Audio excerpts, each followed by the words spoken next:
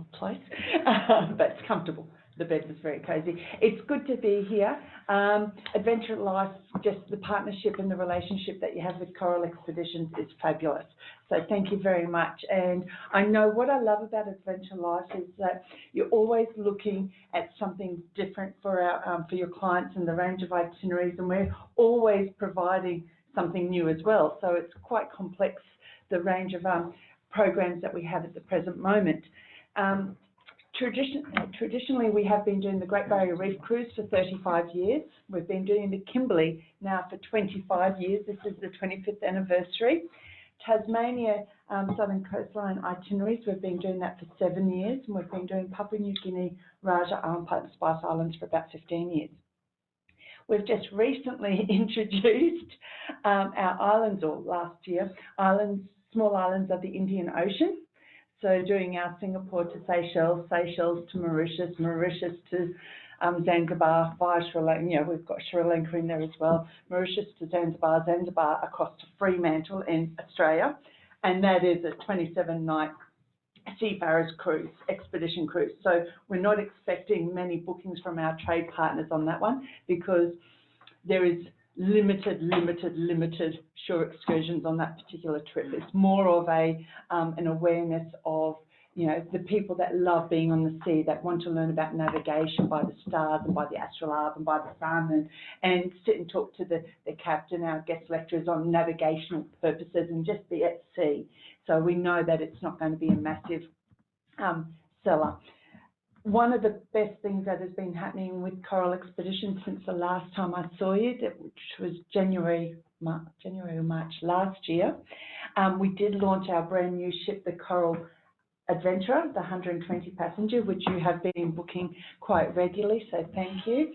But on the day of that, we left the shipyard and took ownership, or really set sail on our shakedown cruise and went, okay, we're taking her down to Singapore.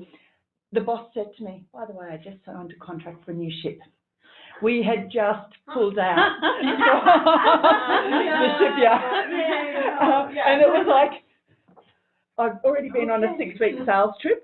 And I'm like, okay, thank you very much. And then under my breath go,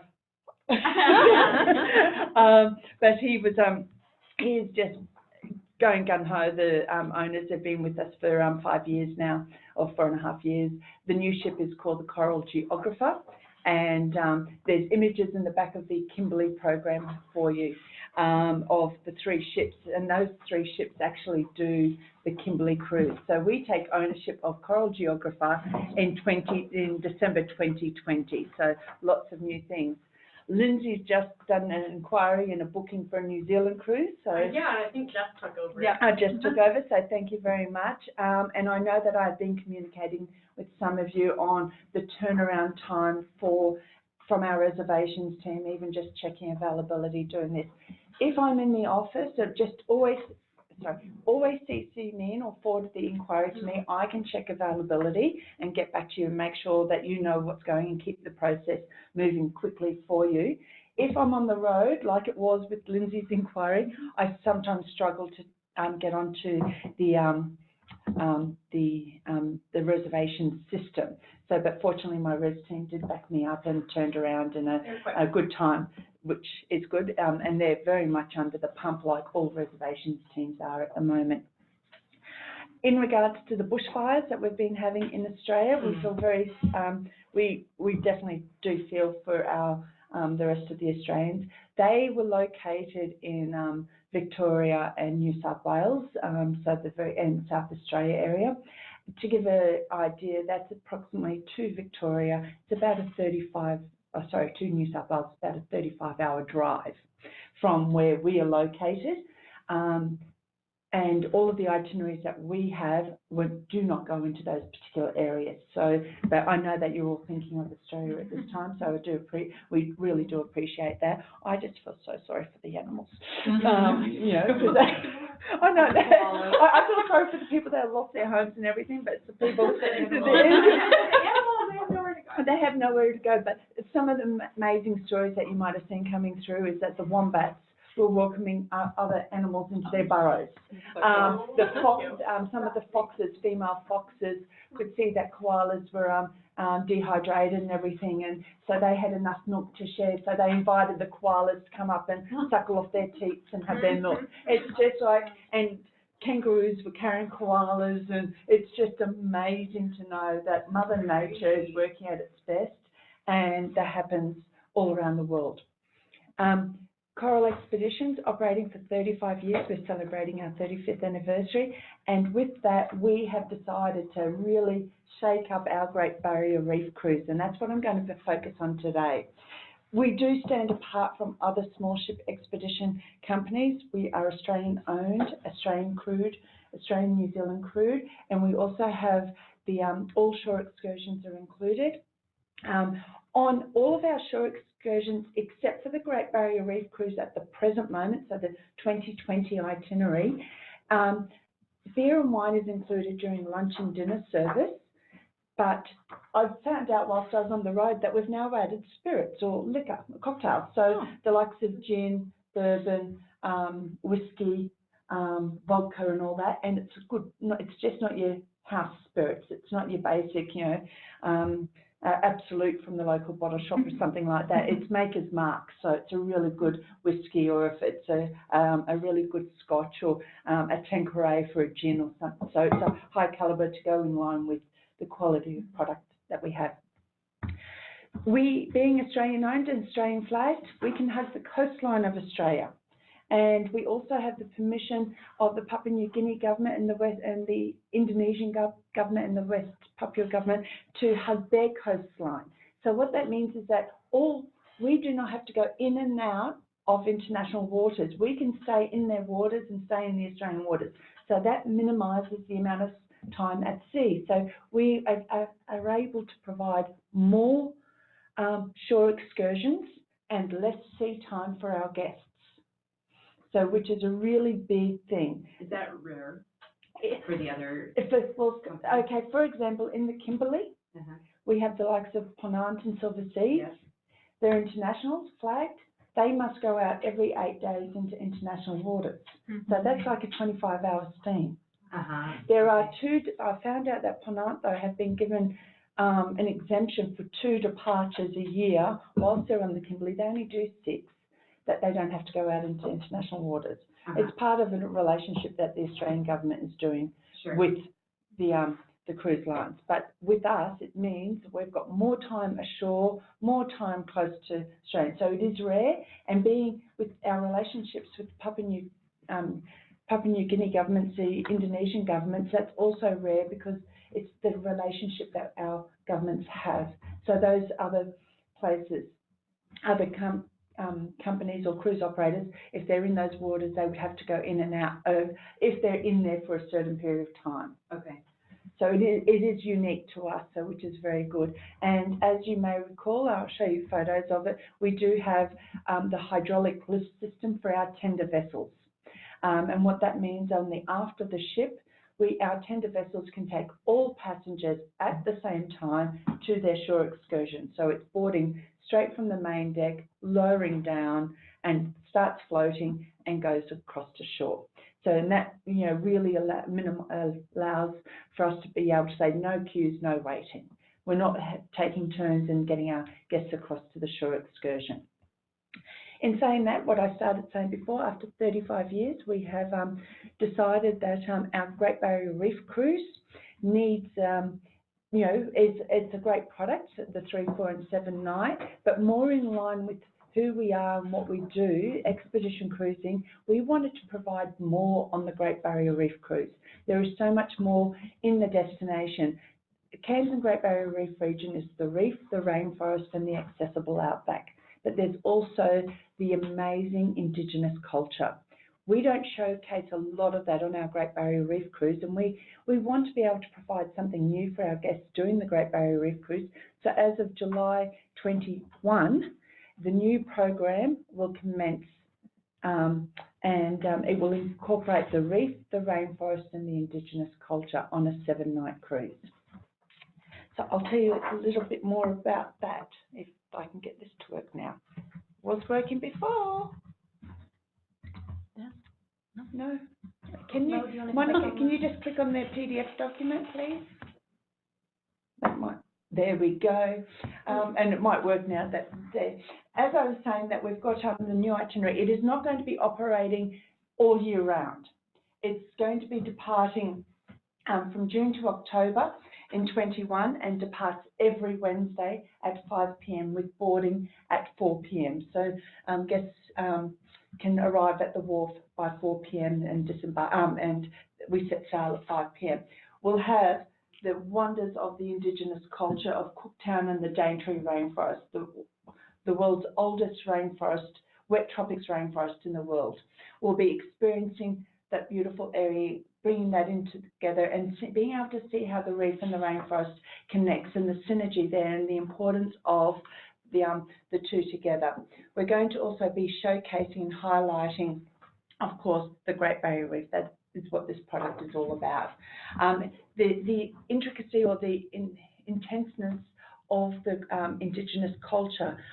Whilst we're in the rainforest, we're going to have Juan Walker, part of the Kuku-Alanji people. He's going to be taking us for a rainforest walk through the Daintree. We're going to be doing a Daintree River cruise. And whilst we're doing the rainforest walk with Juan, he'll be telling us how the rainforest and how to survive in the rainforest, as well as what the importance of the reef is and how the two together and how to survive. So how to catch fish and turtles and this, and then how to cook it. How they can find a stream and they use a certain plant. They crush it up and they have made a little dam in the stream. They throw the leaves in there. That will actually stop the oxygen in the water and the fish start to float. So that's a way that they can catch it. They take what they need. They remove the rocks. The oxygen comes back into the water and and the fish actually start coming back to life. They can use leaves and everything for soap. They use it for food gathering. They use it for their living. So he'll be teaching our guests and showcasing our guests on all of the importance of the rainforest and the Indigenous culture and how they survived. We'll be doing more more reef experience. We're going to go from Cairns all the way. I'm just trying to find the map for you. This is a bit better. We're going to incorporate the Turtle Rehabilitation Centre over at Fitzroy Island. That's a key highlight that we've got in our current itinerary on our 3-night. We're still going to do sunset drinks on the Sudbury Cay, which is another highlight. It's a secluded cay. You're in the middle of nowhere out on the Great Barrier Reef and you're standing there or sitting on water's edge having a champagne and some oysters or a beer, if that's your preference, and just watching the sun go down. There's no one else around. And we will do the glass bottom boat journeys. So we're bringing the glass bottom boat journeys are part of the experience, and they're also all included. This is actually Robbie, Juan's cousin, and he works with Juan as well. I know all of these guys from my previous role at the tourism body, so which is really good to be able to see the Coral Expeditions bringing this in together. So on the 7-night cruise, so as I said, the reef, the rainforest is going to be included. We're also going to be visiting Hope Island and the remote Osprey Reef, which Sir David Attenborough has said it's an oasis for the living creatures and adventure. The Osprey Reef is the further north reef that we can get to on this particular cruise, on a 7-night cruise. It's not where all the day trip operators do not go there, because they only go to somewhere that is 2 or 3 hours from Port Douglas or from Cairns. So we're going on a 7-night cruise, being able to go right up north. And this is like right on the continental shelf. And if you've ever seen the movie Nemo, and they talk about the big drop, that is the continental shelf. So it's just beautiful how we do it. We have the expedition experience with our masters that we have on board that have been cruising and working on the Great Barrier Reef cruise for many years. Marisha, she's actually just become, there's a new program back in Australia, the Great Barrier Reef Masters Guides, and so she's it's working with the university and the Great Barrier Reef Marine Park Association, GRUMPA. It's much easier to say GRUMPA. And she's also a qualified marine biologist, passed all of and she's worked in many research programs. So she's one of our expedition leaders and marine biologists on board. But Danny Gordon, when we go over to Flinders Islands and Cape Melville, which is up further north, he will teach us and educate us on the rock art, the Indigenous rock art in these particular areas.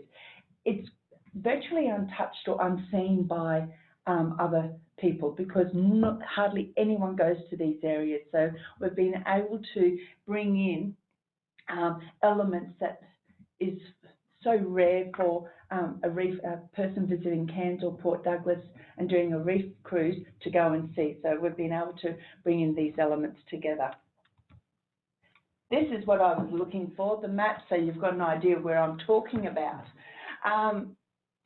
7-night cruise, we depart from Cairns and we head north and we make our way up to we're making our way to Cooktown first, and we're going to do the history of Australia in Cooktown. This is where Captain James Cook actually pulled his Endeavour in, the HMS Endeavour, when he ran aground.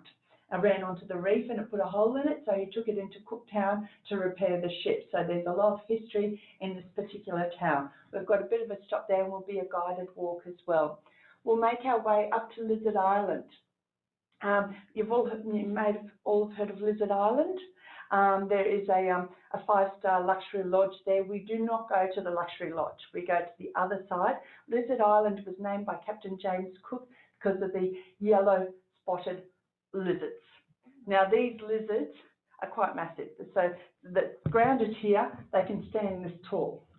And so they're just incredible. But they come up and they've got the long claws, so they're a bit like, you know, not as aggressive as a Komodo dragon, but they're long and skinny and they stand up, and the island is full of them. And you see them running everywhere, and they get used to people, and they're like, okay, if you stand still, they will come a little bit closer. They come a little bit closer, and it's just okay. If you do something, they'll scuttle off and carry on. But there's great rainforest walk here as well, right up to Cook's Look if you're feeling very energetic, or you might just want to go for a swim or a snorkel or a wander around the island. We then make our way further north right up to Osprey Reef, and this is where I was talking about the continental shelf right up in Osprey Reef. Two of our liveaboard day operators in Cairns, Spirit of Freedom and Mike Bull, they go to Osprey Reef because of the deep diving that you have there. And there's also a shark feeding arena, reef sharks. So you can actually go and sit. It's a man-made like arena with the seats and everything that you can go. We will be going into that particular area, but we're not going to be, because that's more of the experienced divers. If we've got very experienced divers on board that want to do it, we will be able to do it. But given that we are not a liveaboard, we're just going to be staying on the continental shelf and the diving is up to like 17 metres in these particular areas. So it's adding a little bit more for our divers as well. Snorkeling is still okay, and this particular area, it's also known for the minke whales and the humpback whales as they come through in the season. So we're going to be able to swim with the minke whales as they come into the season. We make our way back. We start heading back down into Cairns, coming to the ribbon reefs and the escape reefs. Now, the reefs are made up of lots of little pockets of reefs, and a lot of people talk about the bleaching and the desecration of the reef and the crown of thorns and everything. We work with Grumpa, we work with James Cook University and Eye on the Reef and the new ambassador program on protecting the reef. If we don't help protect the reef with our guests, we're not going to be able to showcase the reef to anyone that comes to Australia. So what we do is we go into these areas and we'll also work, and if we see crown of thorns there, we'll actually do the crown of thorns, the COTS eradication. You know, that's basically doing a scuba dive with an injection of vinegar into the crown of thorns and removing it from the reef. These reefs are what I was getting at. They've barely been touched by coral bleaching.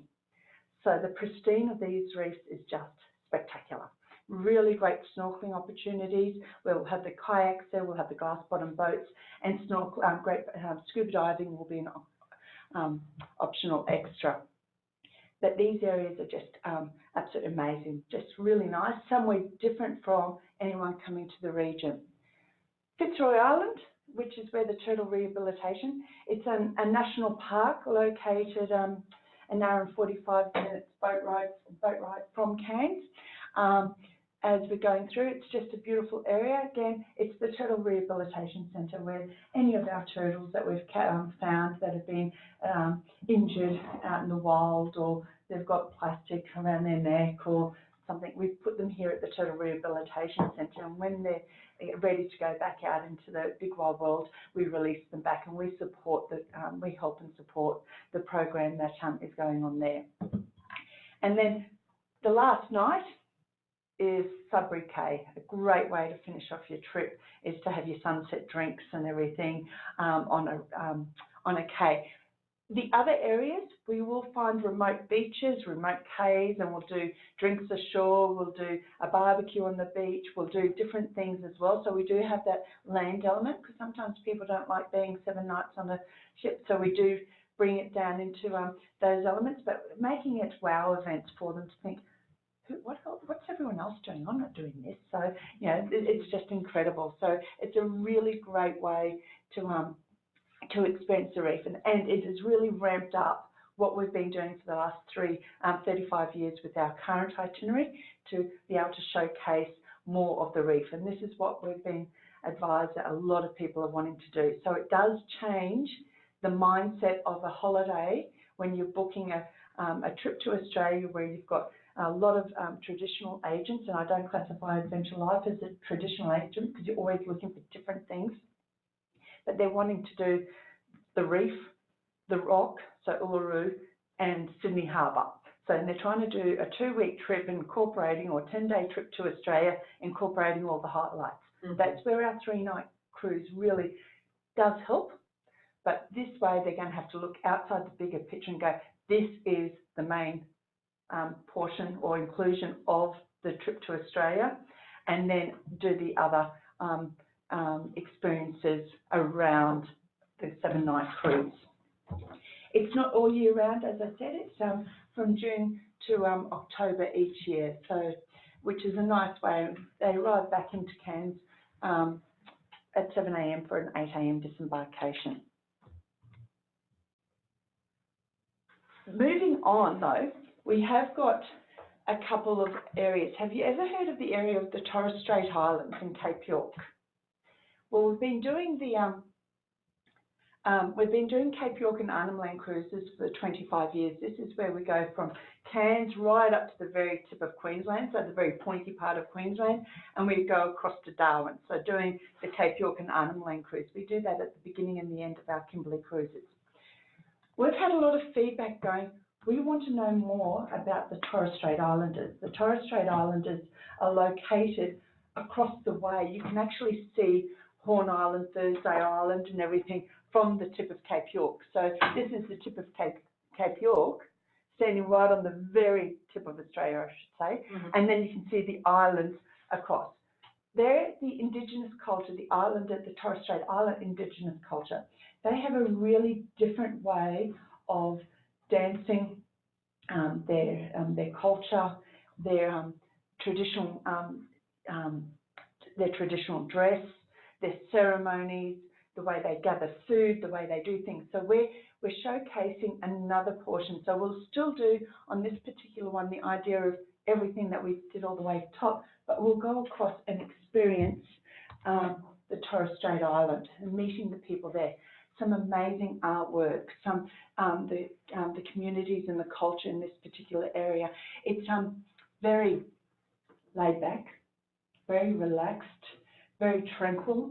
But again, it's just meeting with people close up and listening to their beliefs and their cultures as we go through it. So it's just a beautiful area, and the hospitality that we get given when we go to these particular areas is just outstanding. It's a really nice way to be able to do it. So you can see here, again, we're going to have our Jenny Gordon. He's going to be there to teach us about the Indigenous rock art. We're going to have the Art Centre at Moa in Cape York, and Moa, hardly anyone gets to go to Moa, and Elcho Islands, but we'll go to Moa on this particular cruise, and then we'll go across onto Moa Island, which no one goes to. We have to be invited by the people. And we've been very privileged that we wanted to go there, and they were like, no. The elders were like, no, we don't want tourists, we don't want a ship, we don't want this. One of our guest lecturers, he knows the people, and there was an opportunity, and the young people that were trying to want to educate the outsiders, as such as they would call them, they wanted to educate on their beliefs and their following. So they wanted to do this. So they said, we need to do it. So the elders were saying, no, but then some relented, but the main elder said, no. She was a bit of a cranky old cow, apparently. So we invited the people onto the ship to do a traditional dance and welcome on the ship, and their families and everything, and we were able to see it. Then she was like, oh no, we want this on the island. And so we didn't give up, but we understood where she was coming from. We didn't want to force ourselves, and we wanted to show that we're not coming mass market. We're not doing 3,000 people. We're 72 passengers that we're going to Moa Island, and when we want to learn, we want to embrace. So we've been able to do that, and so we get welcomed, our guests get welcomed by the hand, shown around by the kids, we get taken into the schools and into the Arts and Crafts Centre. So this is what we're showcasing to our guests. David Boson, we've actually had him on board as a guest artist on board as well. So we do that on some of our other itineraries. So we'll have him on the whole cruise and teaching our guests about how to do the art and the creativity and why certain formats and carvings and everything, what they mean. So there's so many different styles of art styles in the Indigenous culture. So this one, you can see how it actually incorporates all the way up to the top, up to Badu and Moa Island and Thursday Island. It's still it's a 10-night cruise, this one, and it goes twice a year. So it's a nice way to add on, bring in that little bit more intense Indigenous culture and experience of the beauty of the Great Barrier Reef. A lot of people think the Great Barrier Reef is from Cairns south down to Gladstone.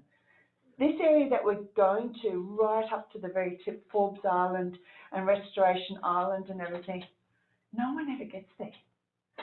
It's only on these types of trips where we've got the longer one, and we'll probably be the only operator that is doing this, and being able to have it available for our guests to go and see. So again, it's a unique experience for any traveller to Australia to go and see these particular areas.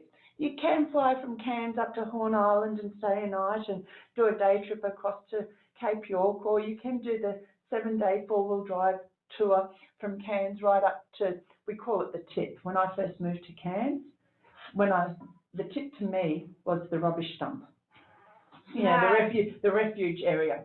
And everyone's getting ready to go to the tip, and we're all thinking, going to the tip? Why does it take you 6 months to prepare to go to the tip? You just go up the road. And it was actually the very tip of Australia.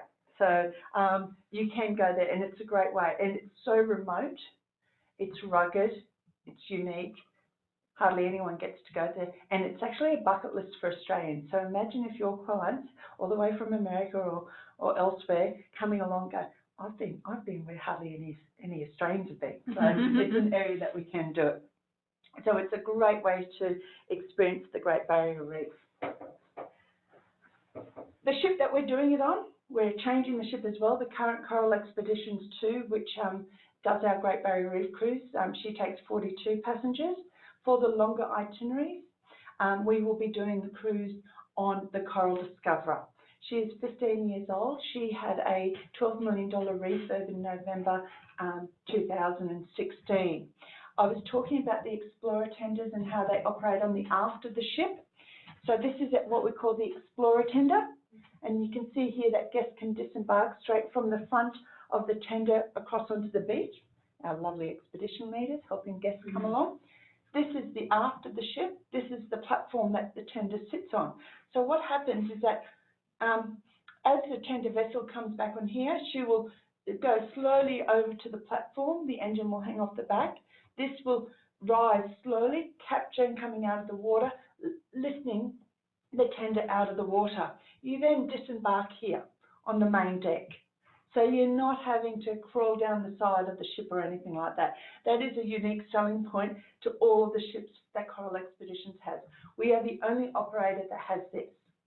Even when we got the new ships built, VARD, the Norwegian shipyard, said no, the engineer said no, it can't be done. And we're like, but we've got 3 ships that do it already. And they're going, but it can't be done. And we're saying, it can be done.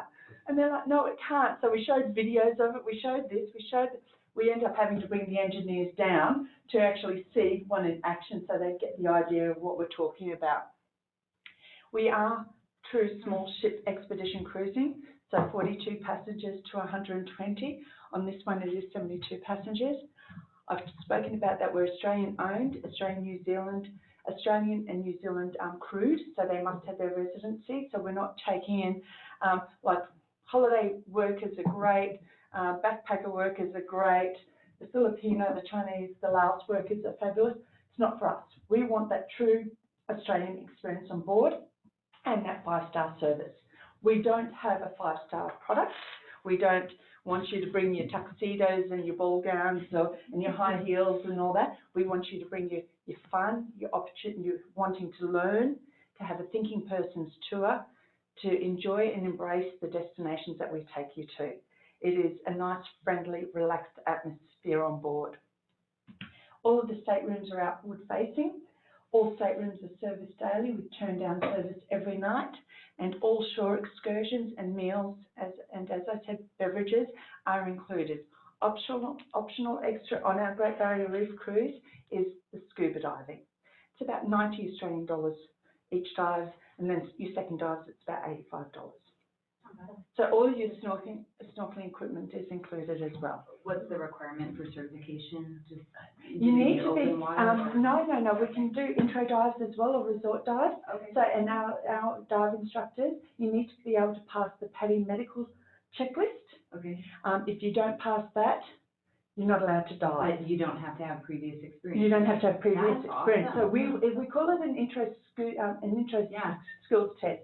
So we will get you all set up with your regulators and everything, and get you kitted out, put you into the water, or sit on the back of the platform or on the deck and balance and go, okay, this is what you need to do and this is how you do it. Then you get into the water and you're only floating, you're hanging on and making sure you've got your dive instructor there. He or she will then go, okay, let's put our head under the water and just practice breathing and slowly doing this.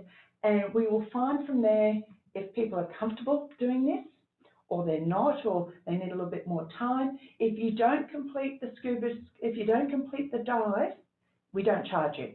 So if you haven't been able to descend properly or breathe properly and you get a little bit panicky and you go, I can't do it, you won't be charged.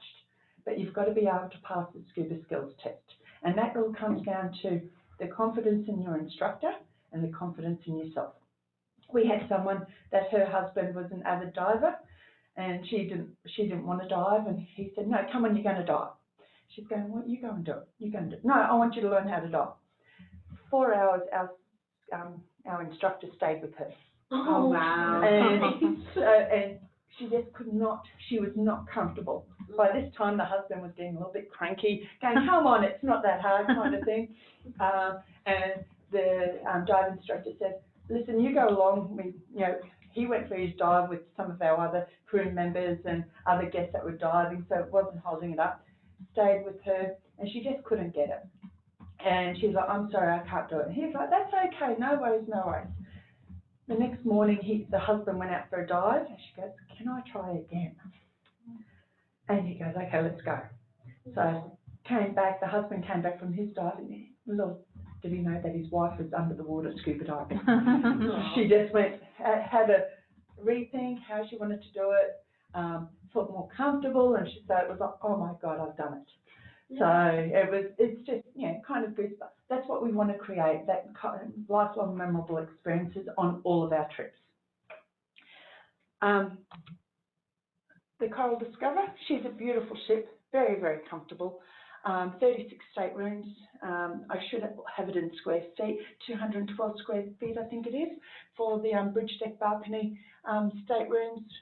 we've got the 19 Promenade Deck Category A. But the Category B, when we refer to the Category B in Promenade Deck or the main deck, so this is Promenade Deck, and this is the main deck with the portholes. The Category B, what we're referring to is that they're located at the bow of the ship. So the configuration, the size of the angle of the rooms, not entirely square. They might be a little bit more angular in line with the bow. They are at the bow. The anchor is at the bow. So there might be some anchor noise, but we do try to minimise when we raise and lower the anchor.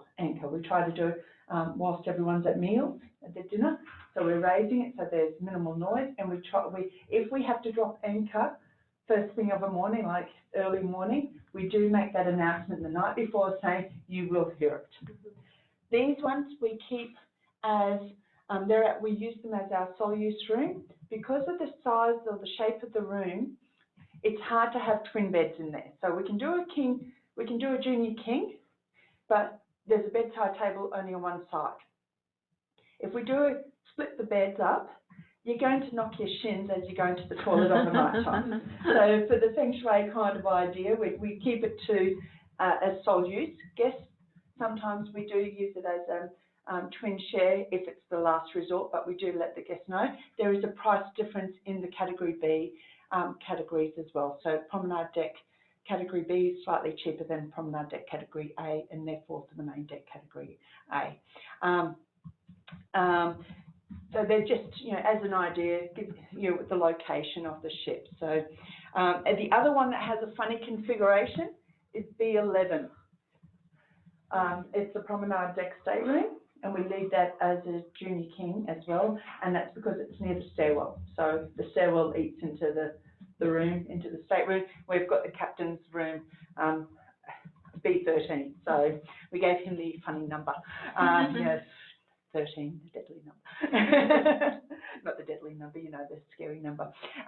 We do have a beautiful sun deck on the top of the ship, right up on the upper deck. We have a lot of barbecues up there and sunset drinks, or just up there, and there's sun lounges there. You have access to the entire ship. So here's the dining room. It has some interior shots. You'll see on the dining room and the bridge deck lounge that they're floor-to-ceiling windows, so we bring the outside in. So really very open. For all meals, you go down at the same time for breakfast, lunch and dinner. We don't have set different seatings. So everyone goes down together, and it can cater to all 72 passengers, and you sit where you like. So you don't have assigned seatings. And we do captain's tables and engineers' tables, and so we invite the crew to come and sit with you, with the guests as well, to answer any of the questions. We also do engine room tours.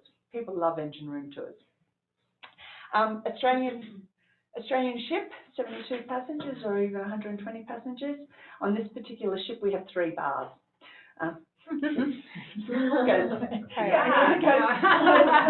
Vacation, right? No worries at all. And the lounge we also use as a reading area, as where we do our presentations and lectures. So anything that we're doing in those particular cruises, we'll have presentations or lectures on the locations that we're at, on the itinerary that we're seeing. So it's all tailor-made depending on the itinerary as to what our guest expedition team will talk about. The meals are amazing. You don't go hungry. You definitely don't go hungry. You've got your, for breakfast and lunch, it is a full buffet. Hot and cold and evening meal is a 3-course sit-down. Dinner, you get to choose your entree, main and dessert. It's a one dessert as they go through. So we do try to minimise the number of buffets or smorgasbords that we do. And this is the rooms. So everyone always wants to see a hotel room or a stateroom and what they look like. You can see how spacious they are. So nice big Juliet balcony for the bridge deck balcony stateroom. The promenade deck has a metre by metre windows. Then on the main deck category A and category B, it is porthole, so you can just see slightly different. Now, I'm 6 foot tall, or just shy of 6 foot. The shower nozzle is a great height, and the water pressure is amazing, so really good to wash the hair as well. So it is something that girls think about. And you can fit the suitcases underneath the bed. So once you've unpacked, there's large wardrobe space. Your suitcase, once you've unpacked, can fit underneath the bed. So it gives you more room around the stateroom as well.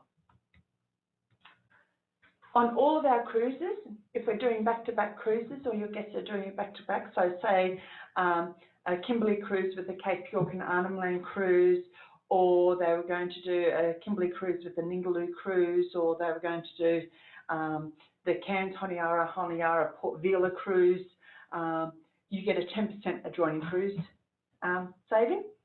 And we also do have our Explorer Club benefits. So if your guests have actually travelled with us before, we will know that from our system. We'll let you know, depending on their level, if they've only done so many nights, they only get a 5% saving. If they've done more nights, they get a 10% saving as well. And then they get added extras on board the ship. So we will let you know once the bookings come through. Go, oh, well, hang on, Mr. and Mrs. Smith from, Idaho have already travelled with us. They're entitled to this, so we've applied that saving as well. We do have what we call the deposit protection plan, and this actually helps, especially with cruises being booked, 12 months in advance and a deposit being made. It is non-commissionable. It is $110 per person, and what it means is that if you've got a name change or date change or itinerary change, there are fees that are applied, like making changes to the airline that you've got to pay things. We've got those fees as well. If you're paying $110, those fees are waived. So if you need to, something happens in that 12 months, say maybe a medical issue, and they're going, I can't travel there, but I can travel then, I need to change. The change fee is waived because they've got the deposit protection plan. It doesn't cover the insurance.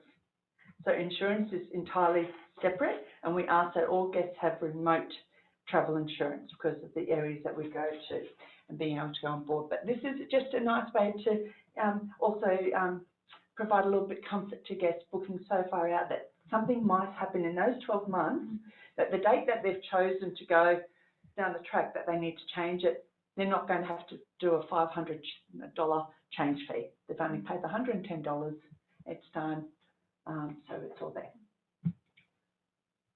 And it must be paid at the time of booking. The booking process, contact our reservations team. They'll come back with the confirmation or availability and confirming that we've got that and letting you know that we've held the stateroom as you requested. We won't hold anything if we don't have that particular category available. We'll come back to you and say, listen, that's not available, but these are the options that you have, so you will need to come back. It goes into a 7-day option status. So what that means is that we'll hold the booking for you for 7 days, then the 20% deposit needs to be paid to secure the room, to secure the space on the cruise. And then final payment is due 90 days prior to departure. We will then email you all the documentation. We do attach pre-cruise documentation, what to pack, what to expect, where to meet, what to do. You might think it's long and tedious or the attachments that we have, but it's actually quite important information that the guests do like to have. And we get a bit of feedback saying, oh, well, we didn't receive it. And it's mostly that the agent hasn't forwarded it on to the guest. So we do ask that you do forward it on to them. And we will send that each time that we're doing the confirmation, the 90 days prior payment. So all of that will be sent to you. Everything must be done in writing. So even if you want to cancel, we will hold it for 7 days. If we're back on that option booking, we'll hold it for 7 days, but you need to let us know that you don't want to take it, so we'll release it. If you have not told us, we will follow up and say, hey, do you want to, that we haven't received the deposit? And if you still don't acknowledge that email, we'll continue thinking that the booking is confirmed. If then 90 days prior to departure, if we're still chasing you, which shouldn't go to that extent, you should be reading your emails. We've got, it's amazing some agents. That you're then caught with the full 100% fee that is due. So we do need to know, yes, I am going, no, I'm not going. please continue to hold the booking, or any changes, communicate. It all comes down to communication. Our team are great. I'm there if you've got any problems, so I'm happy to help there. Make sense? Mm-hmm. We will always ask you from all the standard information as we're going through when you're making the booking. Common sense, you know, give us the guest names, because then that way we can check if they are a passenger straight away. And then we'll on the cruise documentation, we do ask it. It's for safety. It's for the to ensure that we've got all the details. And then we know that they're your clients. We won't go direct to them without coming, you know, letting you know. But it also helps if they're running around trying to find us on the day of departure and we don't have any contact details and your office is closed. At least we know we can find them. So you don't do direct marketing though with that No. information? Nope. They will receive our newsletters. Print? No, email newsletters, but we always go back and say, go to your preferred agent. In those newsletters? Yes. Okay. No, we don't. We're really like, Yes. Oh, no, that's fine. No, that's okay. Okay. They can do it. We will not go, we will let them know what's going on, exactly the same what we do with our trade newsletters for you. Mhm. That's what they're receiving. Most of the time, they come back to you anyway, but we will Sure. also go, hang on, you booked with Adventure If Life, they and come back to you, if they you'll come back, push them back we to us. Great. we push them back to you. Thank you. It is, that is what partnership is about. Cool. And we have a really good trade resources site on our website. It can be found at the bottom of the, you know, where the site map is and everywhere. And we also have a special offers area. Thanks, Jess. Thank you. So go through those details. If we've got a special offer, the saving will be removed from the gross rate and the commission is then applied to the discounted gross rate. You don't need to know the international sales, the domestic sales team. You just need to know me, and Amy's our UK sales manager, where I've just spent 4 weeks up with her. Mm-hmm. That's it. Question. Yes. Live availability.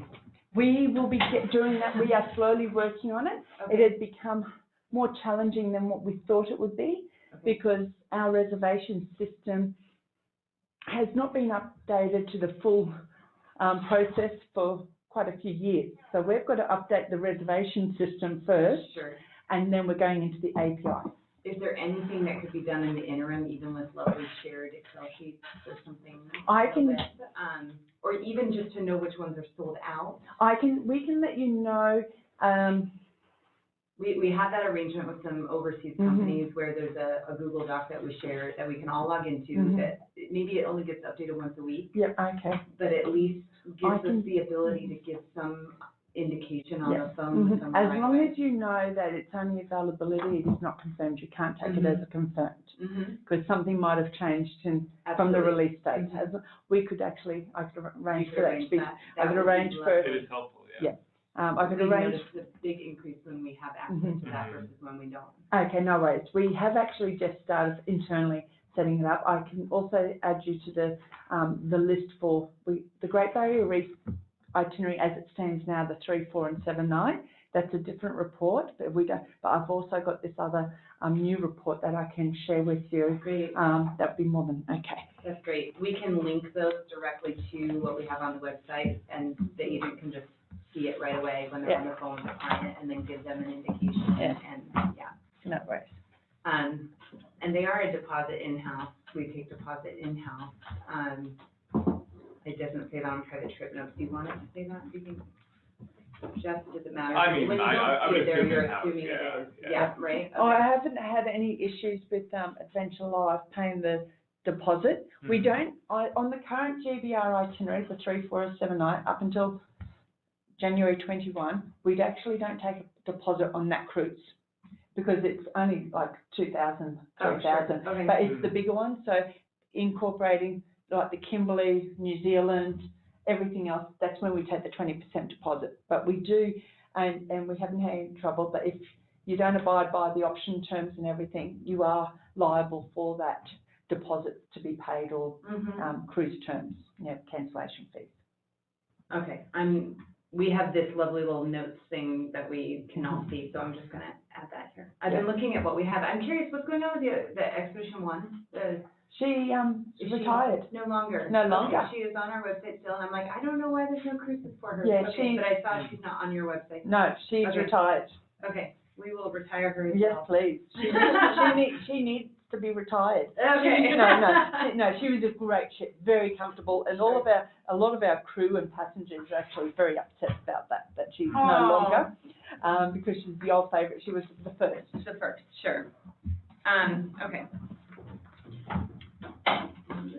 Well, thank you so much. No worries, thank you, Yeah. Jeff, lovely to see you again.